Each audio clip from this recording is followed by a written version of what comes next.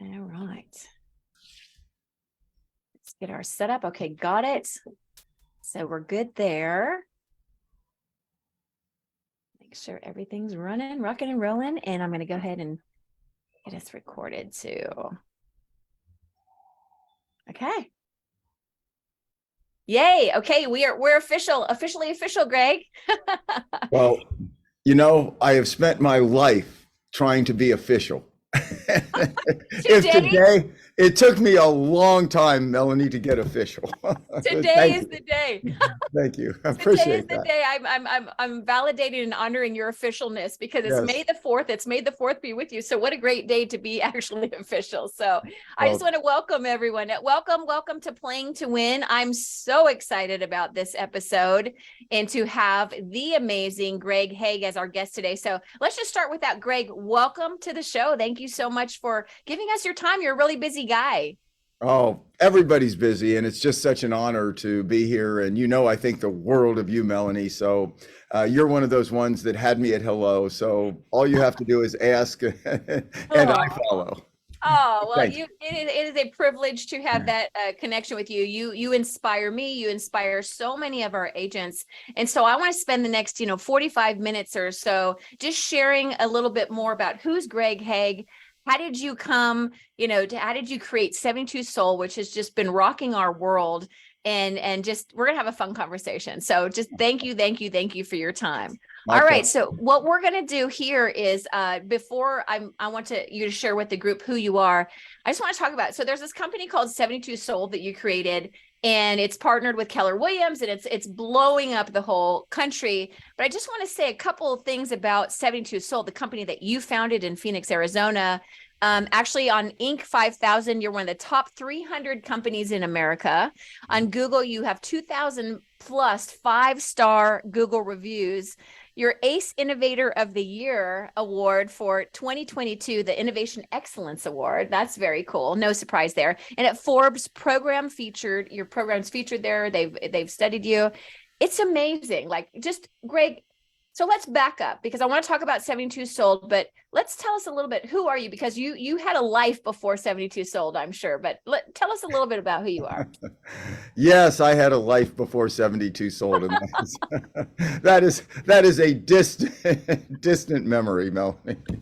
You take Um, us wherever you want to go with that, darling. yeah, well, in a nutshell, little about me from a business standpoint. My dad was a fighter pilot instructor in World War II.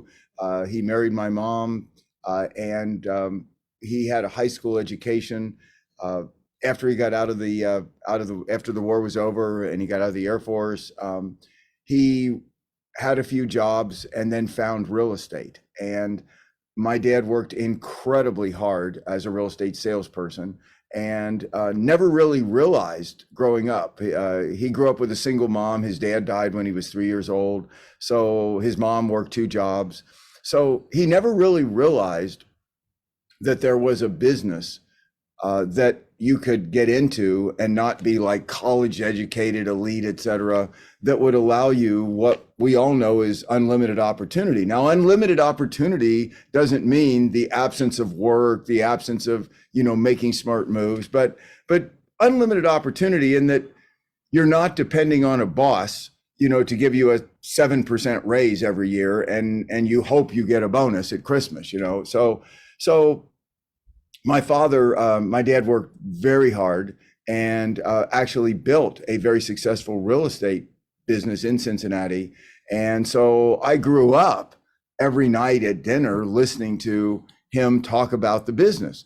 And he loved this business. He loved his family and he loved this business. Those were his two loves: my mom, my sister, myself, and this business. And because of Dad's hard work and because of this business, a lot of people work hard and they don't prosper financially. I know a lot of people in my life that work incredibly hard, but they don't have great prosperity. They're great people. They just don't have in front of them the opportunity to have prosperity. Long story short, it was the combination of my dad's hard work and my mom's. My mom worked at his side, so she deserves a lot of credit too. My mom and dad's hard work and the real estate business, the opportunity in this business that enabled me to get a college education, a law school education, become an attorney. And then I faced a choice when I graduated from law school. I did pass the Ohio bar exam, which is where I'm from, is which path do I go down? And quite frankly, I had listened to my dad talk about it so much. I had fallen in love with the business as I grew up that I decided, even after law school and passing the Ohio bar exam, to go into the business rather than to go into law. And it was a really good decision. I've done pretty well. Yeah, I've really enjoyed it. So that's my professional trajectory. And then I can talk a little bit more. I have maybe a somewhat different view of this industry than some, and what this industry should be and how realtors should be served and served.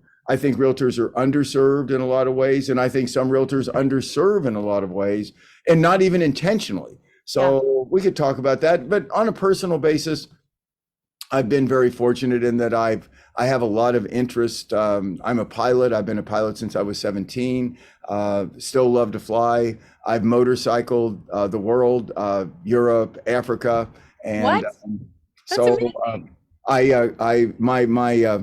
my biography starts. My bio starts with he was attacked by a bear, crash landed his plane on a remote island. And motorcycled, and crashed his motorcycle in Africa, which is all true. I did crash land my plane in the Atlantic on a remote island and was stuck there for a few days. And I was attacked when I was young by a bear, and I still have I was up hunting with my dad, and then I have motorcycled the world, and I did crash my motorcycle in Africa. Fortunately, I was not seriously hurt. So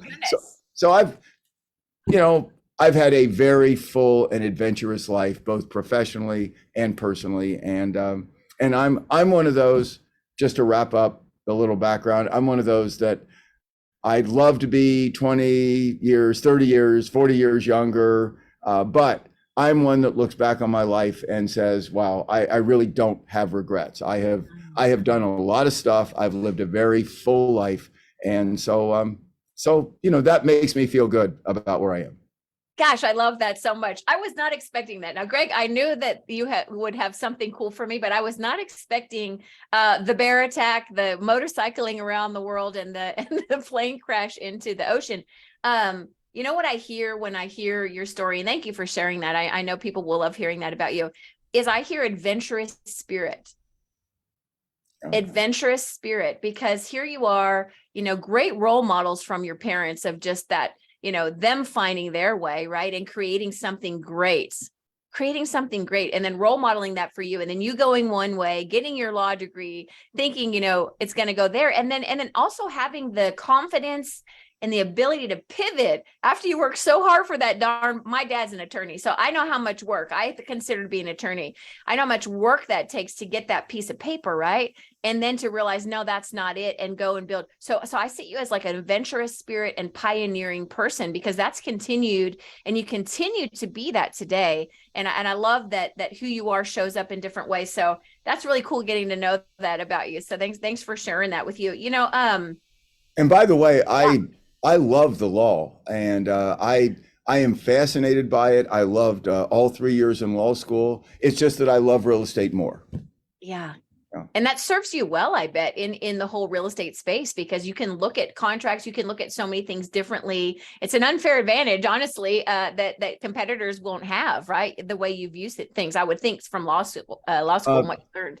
It actually is. A great example is here in Phoenix, I redrew the listing agreement, that it's like a 7-page long, just 10 million words.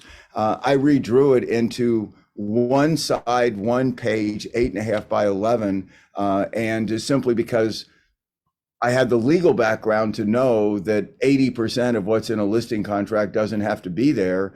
And I felt that my agents here in Phoenix, and the KW agents in 72 sold here in Phoenix, we all used that agreement. And it's so much easier, quite frankly, for sellers to reach down and sign it when we're out on appointments.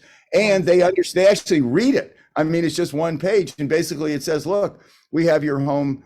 You agree to let us market your home from this date to this date. And here's the address. And in the event we sell it, you pay us this commission and well, sign here. That's just Exactly, right. yeah, but it was my legal background that enabled me to look at that and say, you know, there's a way that you can, as a realtor, actually have a much more consumer friendly experience, even when it comes to the signing. And yes, my real estate background has helped me with a lot of that. Well, it's like simplifying the complicated, right? And I think so many of the forms that we use in real estate, right? Like you need an attorney to basically understand it if you're a consumer. We overcomplicate everything, right? We kind of overcomplicate, and a lot of what you do, I feel, is that you simplify the complicated.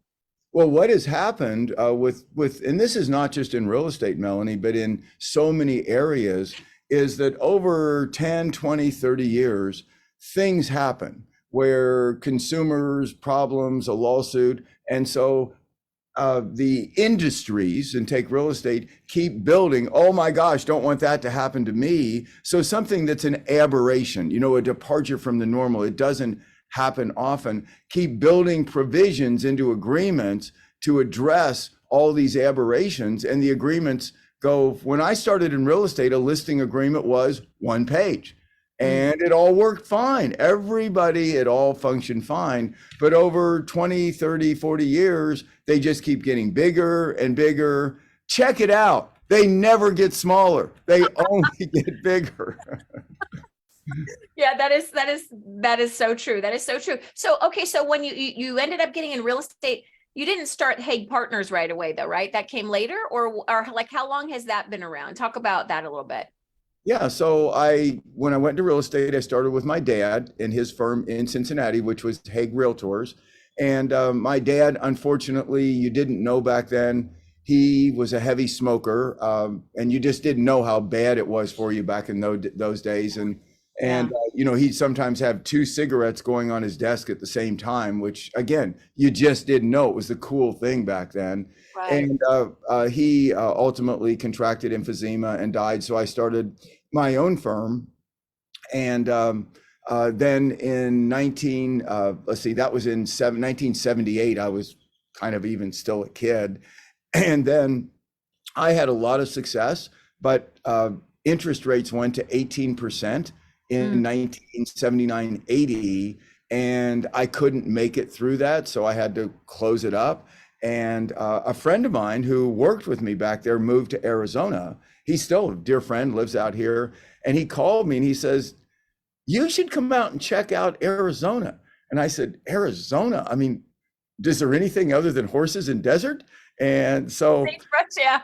This was like 1981. So I flew out, visited with him, fell in love with Arizona. I was supposed to stay a weekend. I spent 10 days and I ended up renting a house. And so I moved my family out here in 1981. And a few years later, it started with Realty Executives, a very, very well-known firm out here, Dale Rector. He was a visionary like Gary Keller. Dale Rector was a visionary in the industry. He was the one that actually invented the 100% concept. And then Dave Leninger took it and exploded it with Remax by making it into a franchise. But Dale and I had met previously when I was in Cincinnati at various NAR events. So I joined Dale and with Realty Executives and ultimately started my own firm, Hague Partners. And that is what I've had out here for many years. And really proud that Hague Partners, when I was only focusing in the luxury home area, we every year range from a 40 to 45% share of all the luxury business in Arizona. And wow. For those of you who don't think there's a lot of luxury business in Arizona, trust me, there is. Scottsdale, Paradise Valley, huge amount of luxury business in Arizona. So very proud of that. I developed a program that was just designed for luxury homes, a very non-traditional program.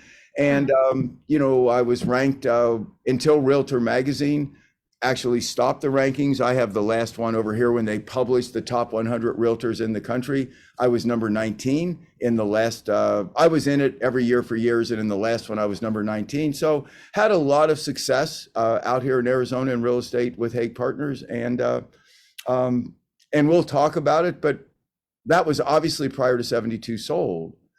But I was still doing very non-traditional techniques. I was always looking at what is being done traditionally, how could it be done better, and then I'd experiment with it. And if it worked well, I'd implement it. And I can talk about some of those things pre 72 Sold, but that was really, if I had one big takeaway today for everybody, it's really not 72 Sold. 72 Sold, of course, I love what we're doing there, but the big takeaway is I have fortunately, for some reason, lived my life in real estate, looking at what is being done and saying, how can I change that in a way that could be done better, putting together various models and programs built around that. And the ones that caught traction, I just press them, and I've had a lot of success doing that. And so that's and 72 Sold is my jewel of all the years of what I've learned and the mistakes I've made, things that didn't work well. 72 failures is the I'm jewel. sure. Oh, totally. Oh, I mean, yeah, we all have them. Absolutely. Well, when you're a pioneer like you're going to have failures, but they're not failures because they got you to where you are today, right, Greg? Yeah, yesterday I gave a talk for a live presentation for Kristen Cole and Jim Dunning, and both amazing. Jim Dunning has been a friend for 30 years, KW owner here in Phoenix, and Kristen Cole I've only known a couple of years, but she is a total rock star. What an amazing person. Totally. And in that talk, I was talking about how to market, how so many agents make so many mistakes in the way they market, and it costs them so much money, and they wonder why, from my door hangers and my EDDM cards and my mail out and my letters and going after expireds, why am I spending so much money and not getting a good return? So I talked a lot about that, and then I said, guys, do understand, and don't be thinking like I'm so smart that I figured a lot of this out. Be thinking that I've lost millions of dollars over the years, millions of dollars figuring this out. And I'm trying to save you from losing that money too. It's so true though, but you think about it. So all these, I had heard a little bit about the luxury that you had gotten into and that doing things differently and stuff. So this is why I have you on the show, because I wanted to go deeper and scuba dive with you. So this is so helpful, because think about, we always say a zebra never changes their stripes, right? And so you have been you in the becoming who you are today your whole life since watching your dad, right? And so you think about I love that the luxury, you got 40 to 45% of the luxury market share in Arizona, which, by the way, that's my old territory because I started in Reno, right? So that Southwest region's my old territory. So I'm very familiar with, there's some amazing property out there. And then, so let's talk about then, like, you got market share pretty quickly too. So that was you personally, but then in your company, and then somehow though, I heard Gary or Mark King or somebody say within a certain amount of time, and I know how competitive that Phoenix market is. It's Phoenix, Scottsdale, right? That whole surrounding area. I think it's one of the most competitive real estate markets in the country, personally, because it's where all the flat fee guys go. It's like kind of where it's everybody that's anything, they want to be in that market because there's so much opportunity there. It's like LA in the desert, right? Kind of. There's so much, people don't realize that there's so much opportunity. So where did, like, 72, like, how did you, is it because of 72 Sold that you got so much market share quickly, or is it this luxury approach that you took? Well, so the luxury program, so let me go back a little bit. So when I was first got into selling real estate, and that was not after law school, that was really when I was working in the summers, college job, working for my dad selling real estate. I knew that my dad had taught me that you should focus on listings. Sellers are the ones that write the check. They pay the commissions. If you have the listings, you'll have the buyers. He said, never go directly after buyers. Always focus your energy on sellers.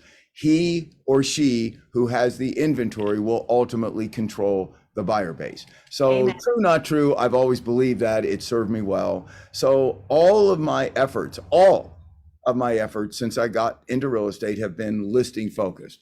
Number one. Number two, trying to get listings when you're new in the business. I didn't realize till I went out and tried competing against all of the big names and all of the experienced agents. Even though I worked for my dad's company at the time, nobody would list with me. And I even did something I'm embarrassed to say, I did admit it to my dad later on. I used to use the dad card because my dad had a pretty big company. I mean, 7 offices, about 300 agents. That's a pretty big company back in the 60s and 70s.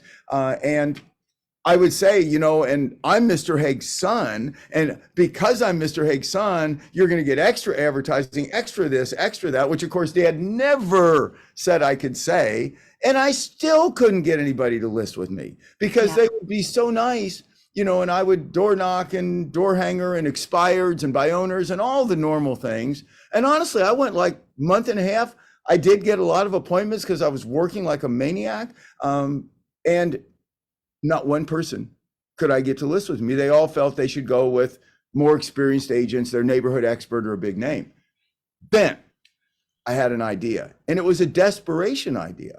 And it's really, without that idea at that time, 72 Sold would not exist. And maybe probably the success I've had in real estate would not have come true. And that idea was, look, I've got to come up with something that people can't say no to.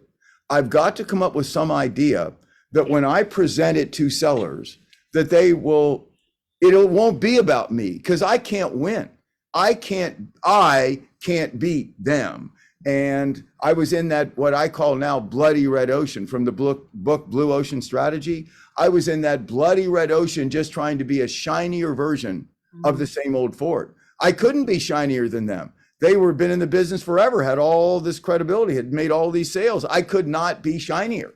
So I decided to be, well, Tesla didn't exist back then. I tried to be a different brand other than Ford. So here's the idea I had. What could I do that would get sellers to listen to me and to sign with me? So I came up with my first program ever in my career, and it was make every agent your listing agent.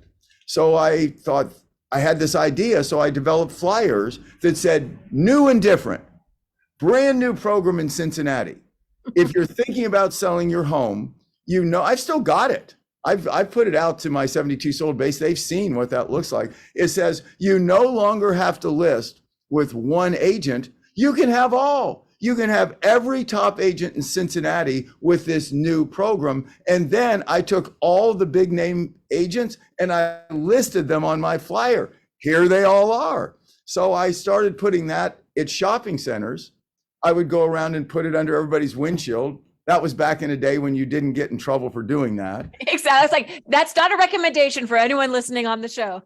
No, this is back, like late 60s, early 70s. Exactly. This is back when creativity. I love it. Yeah. When you didn't have everybody in the world watching everything you did, right? Exactly. And it was no big deal. People did it all the time. Yeah, it's creative. In any case, I got the message out and I started getting calls like, oh, what is this thing where I can have everybody, from people thinking about selling. So I'd go over to their house and here was my program. I said, well, again, it wasn't about me.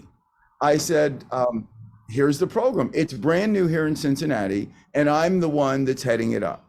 So again, it's about a company, it's about a program, it's not about me. And then I'd say it works like this. Typically, by the way, the commission that everybody charged back then, and I know there's all this weirdness today, oh, be careful, don't talk about commission and all this stuff. Oh, right. This is back 400 years ago. Everybody in Cincinnati charged 7%. It wasn't even 6, it was 7. Really? Wow. Oh yeah, it was okay. All 7%. And it was interesting, Melanie. It was just accepted.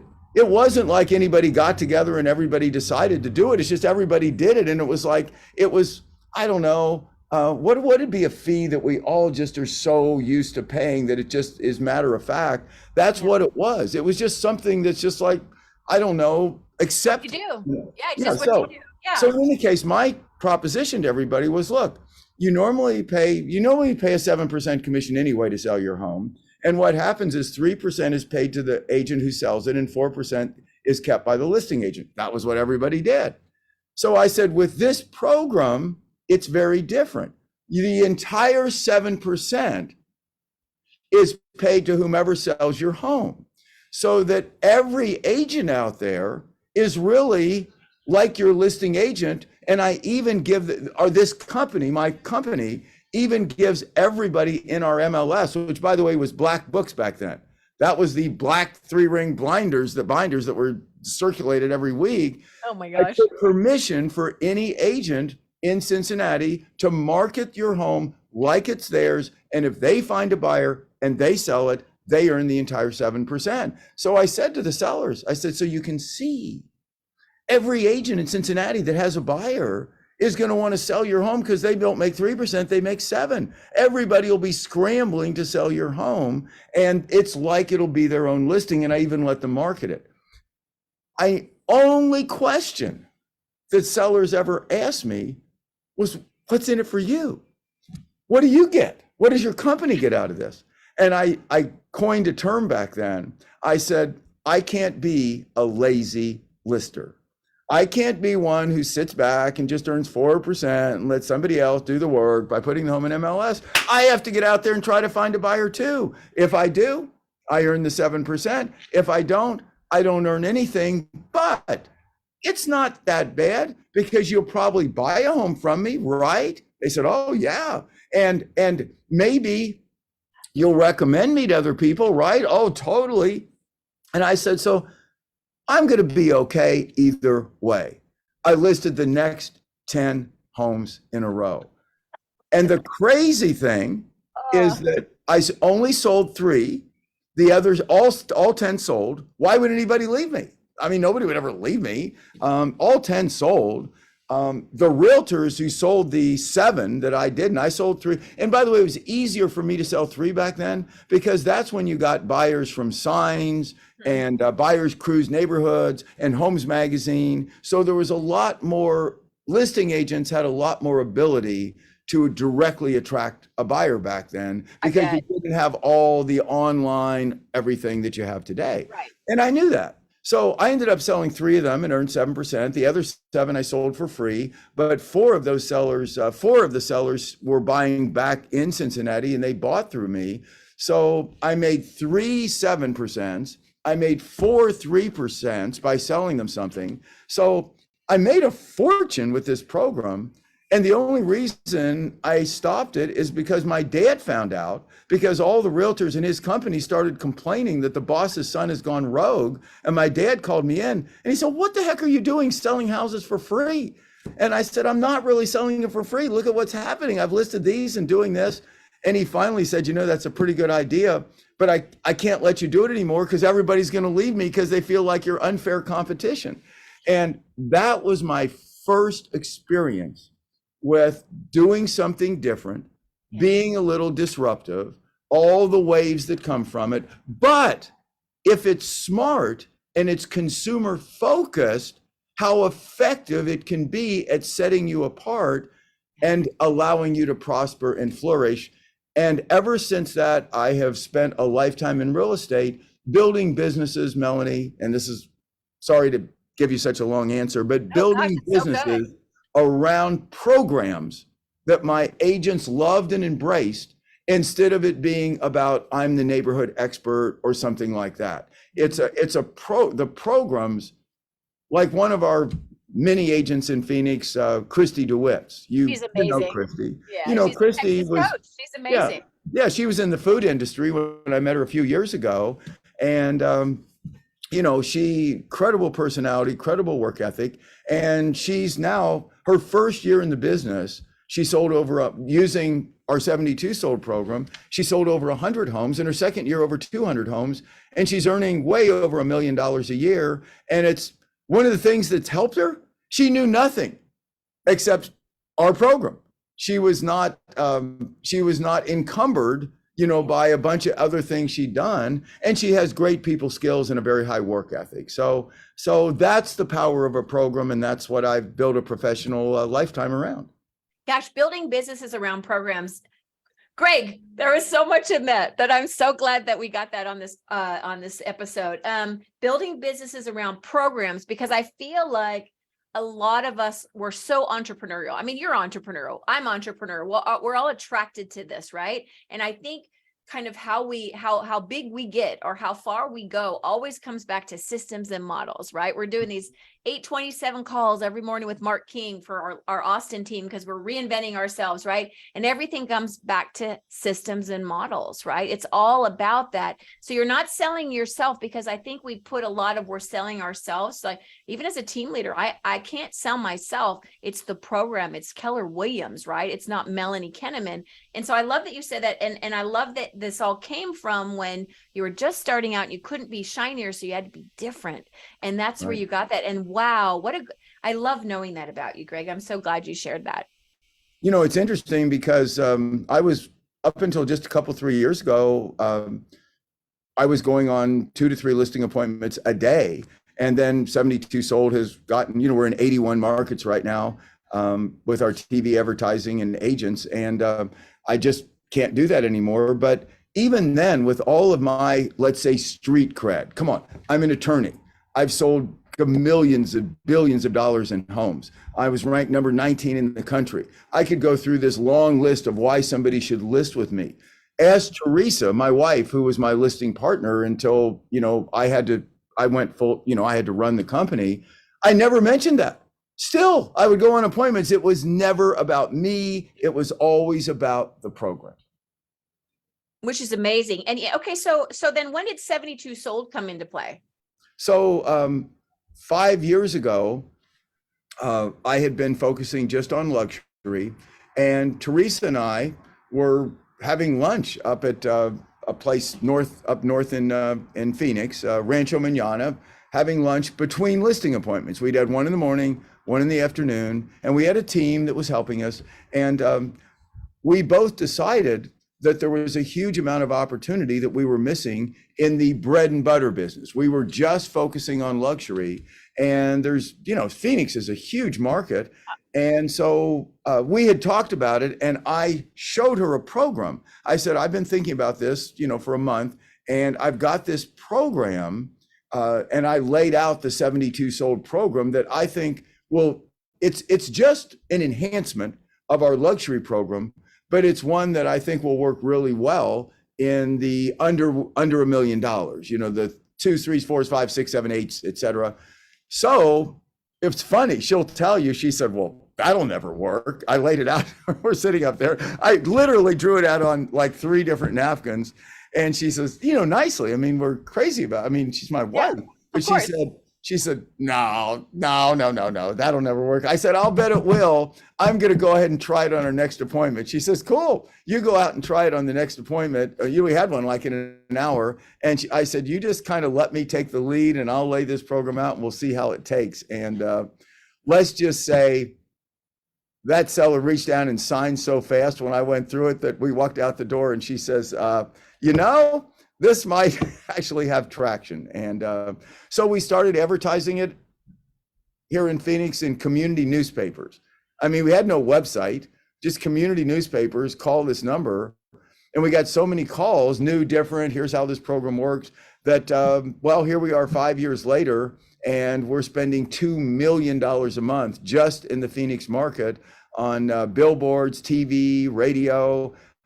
We're the exclusive real estate partner of our NFL team, the Arizona Cardinals. We're the exclusive real estate partner of our Major League Baseball team, the Arizona Diamondbacks. We're all over both stadiums. We're all over the highways on billboards.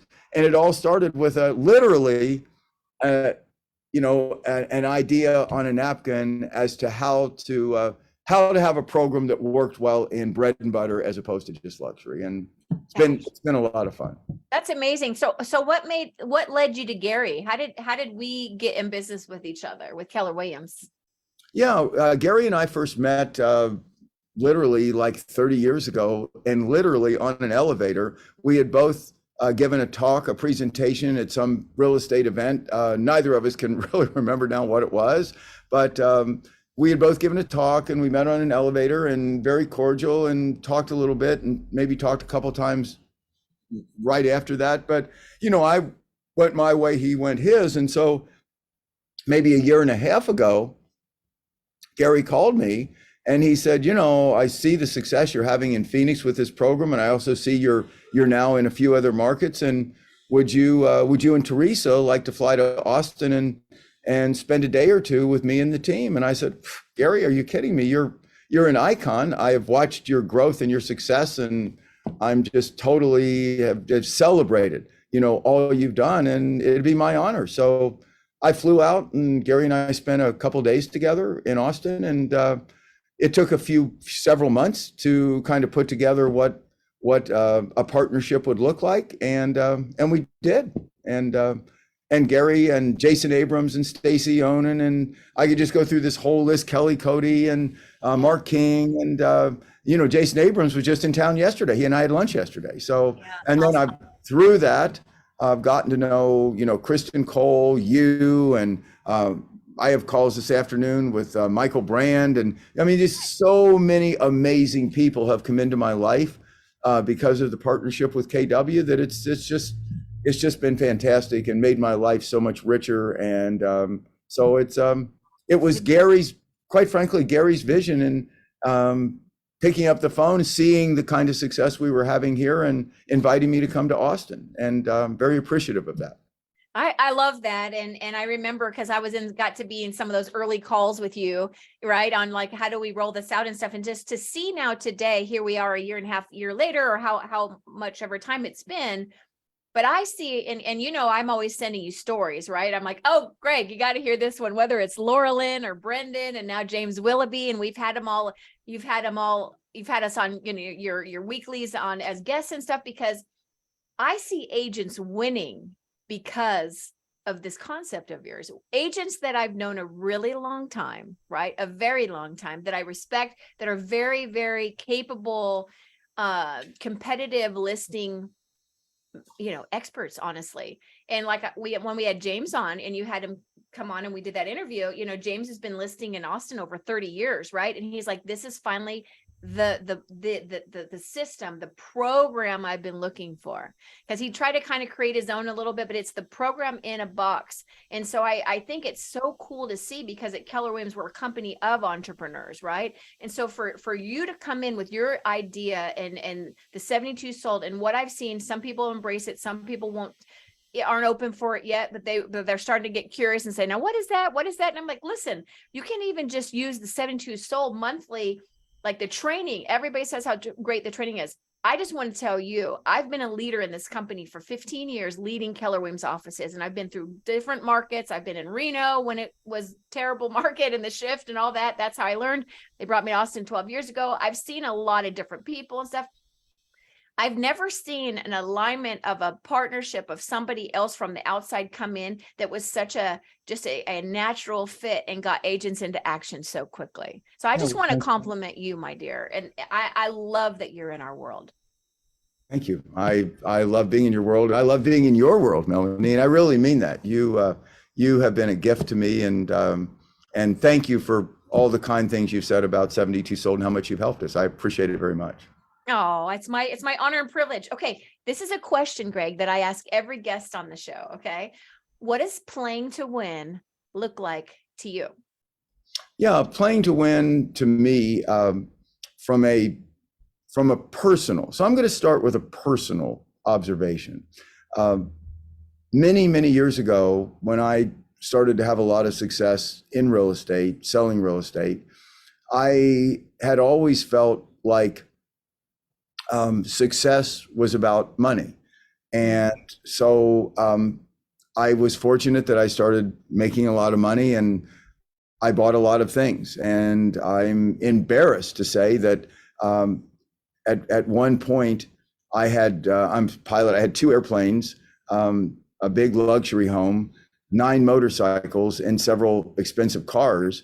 And believe me, I say that in a way that is a severe criticism of me, because I was looking at the world in terms of success, and everything is all about stuff. And I was always trying to, once I started making a lot of money, to try to buy the latest, coolest thing. And I also was building my image at that point around, look at what I've got. I've got this cool car, I've got a Bentley, I've got a big house. And then one day, so this is what playing to win means on a personal basis with me. Then one day, I was having lunch with a dear friend who was one who had motorcycled much of the world with me.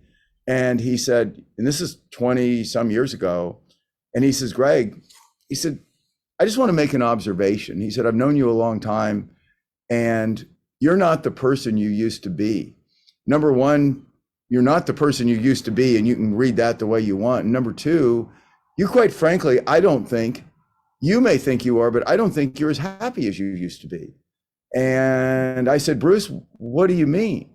And I said, you're kind of right. I'm kind of feeling unsettled. I'm not feeling the direction. He says, stop. I know what it is. He said, you don't know the definition of happiness. And I said, really, what's that? And he says, Greg, happiness is the deep sense of satisfaction that comes from the enthusiastic pursuit of a worthwhile goal of your own choosing. And he said, now all those elements have to be there.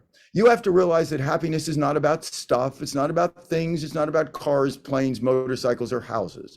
Happiness is a deep sense of satisfaction that comes from going for it, the enthusiastic pursuit of a goal, but it's got to be a worthwhile goal. Are you helping others? Are you making the world better? It can't be robbing banks, because that does not help the world. It can't be something that's selfish. It's got to be something that's unselfish.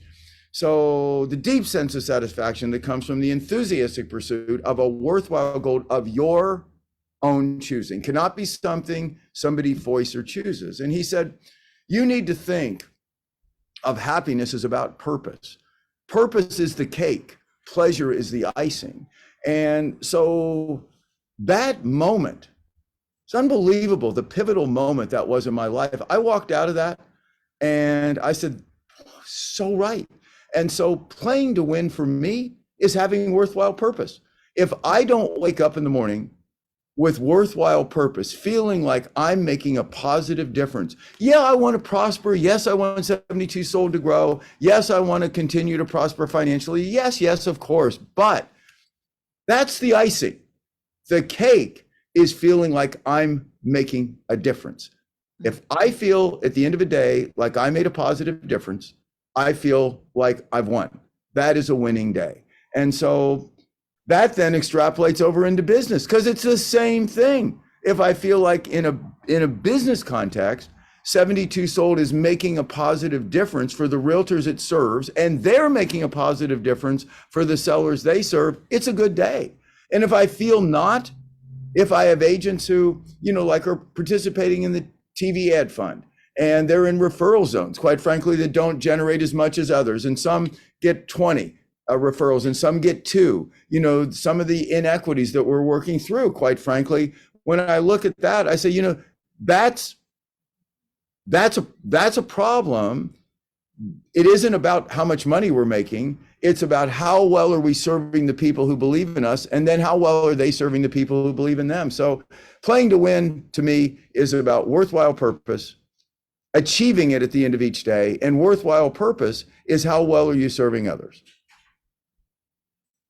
That is such a beautiful, that just got me to my core, Greg. Like that was so powerful. Thank you. And I think so many people will hear that and relate that so much. It's everything, right? Impact and purpose. And what it reminds me of too, I love that you shared the personal side and tied it to the business. It makes me think of Laurelyn. And how Laurelyn sat in my office at our other location before we moved here. And this is the video I sent you, right? Because I'm like, stop, can I just film what you just told me? And she sits down and she told me about, her mother had been very ill and then passed away. And Laurelyn had kind of lost herself. And Laurelyn's a very successful agent, like very high net worth, like track record, been a stockbroker in New York, very great story, most humble person you'll meet, right? But she literally was going to leave real estate. And she literally told her husband, it's not there anymore. I don't feel it anymore. I think I'm done. I know everything from mom took everything out of me. She was like dead inside, done. Right. And we've all related. Then she went to Mega Camp and she saw you speak. and she bought into the idea of 72 Sold, and it actually made her come back to life. And the program that you created, she started using in bold, and she started using, all of a sudden, what I forget the numbers, like 14 listings in 5 weeks. I mean, it was ridiculous. But more than that, it was Laura Lynn got Laura Lynn back because of that. And it was a purpose she had. And then all of a sudden our market was really funky. So then all of a sudden homes that aren't selling are now selling, and buyers that have no urgency now create urgency. It impacts so many people, Greg, that I don't know if you even know the impact that you make every day. Well, thank you. I will tell you, Laura Lynn, she is genuinely a gift to the world, not just in a professional sense. She's a gift to KW. She's a gift to this industry. And quite frankly, she's a gift to humanity. I mean, that woman, I am in awe of her. What a giving, amazing, hardworking, ethical, caring, how can I serve person? So amazing. For Laura Lynn to be part of 72 Sold alone is a gift. Yeah, it's a gift. And the purpose of that, right, is she wants to help 25 homeless families get off the streets, right? It comes, her big why is building those 25 mini homes here in Austin. Wow. I mean, but it's all really, and when you had your purpose and then now the why, it changed. That's for everybody. Everybody's like that. And so, gosh, I love your answer so much. And I love that you have shared more of your journey because it just puts all the pieces together. Like I said, your adventurous spirit, and you've kind of been that way your whole life, pioneering. Okay, well, I'm not succeeding pulling the dad card. I love that you shared that, right? So I have to find a different way, and I can't outshine them. So how can I have something different? And then one program after another that you just kept delivering through your whole journey. And like you said, it may look really like, everything's been so easy. No. Let's talk about the millions of dollars you've lost. We all have those stories, right? Because that's part of who we are today. We all have those stories. So I think the millions of dollars and thousands of hours that where I pursued what didn't work. Right. And fortunately, I had enough sense to learn from it, and it served me well. And of course, we all know that we learn from hopefully we learn from our mistakes, right? Hopefully. Okay, Greg, we're going to wrap this up here. I love that Mo Anderson came on and endorsed you. And I know there's a lot of stuff coming through the pipeline with 72 Sold. If anybody's listening in your KW, you want to learn more, go to 72national.com. Greg has some amazing training. Greg, last parting thoughts for our listeners today. What would you like to leave us with? I just want to, again, thank you from the bottom of my heart. I have enjoyed every minute. I'm so glad to have you in my library that I can share of great content with people. And I'm just so grateful to be in partnership with you. Thank you. Last thoughts that you have for our listeners today. Yeah, Melanie, last thought would be, and thank you, by the way. Number one, be open-minded about your personal life, and specifically be open-minded about what could be different and what could be better in real estate. Be open-minded, please. Number two, believe that you can make a difference. And I know that's a cliche, but I mean, do not believe that a house sells for what a house sells for.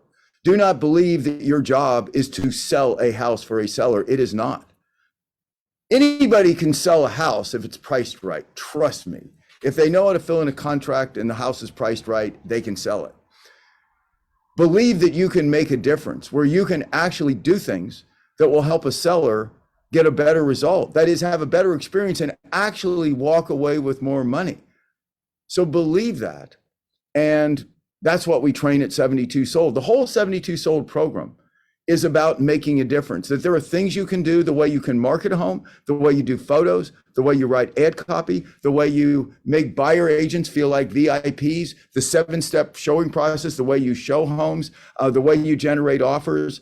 All these things, there's an array of things you can do where you really can make a difference, where your sellers walk away with more, are happier, and they refer you business for life. And lastly, make life about purpose. I'll leave it like this. if you wake up in the morning and during the morning, you're thinking about lunch, you need a new job. You cannot make your purpose about, I can't wait to get to lunch or get off tonight or do what I'm going to do. You got to feel like, gosh, the day's over and it went by in a heartbeat because I am so filled with purpose, and that purpose being worthwhile. So that would be my final thought, Melanie. I love that. I love that. That is beautiful. Greg, you're awesome. I love being partners with you, and thank you for your time. And thank you all for listening and joining. And I know that y'all are inspired to go make a difference, lead with purpose and impact, stay open-minded. I love that. Oh, be open-minded, believe you can make a difference, because every single person can. So Greg, thank you for being on the show. Appreciate you. Thank you, Melanie. Appreciate you. All right. Bye-bye. See you soon. Thank you.